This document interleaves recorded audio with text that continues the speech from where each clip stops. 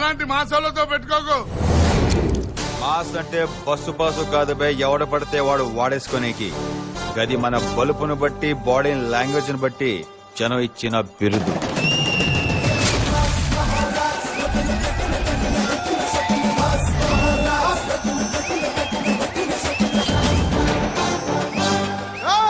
అన్న బ్యాక్గ్రౌండ్ తెలియకుండా పెట్టుకోకో.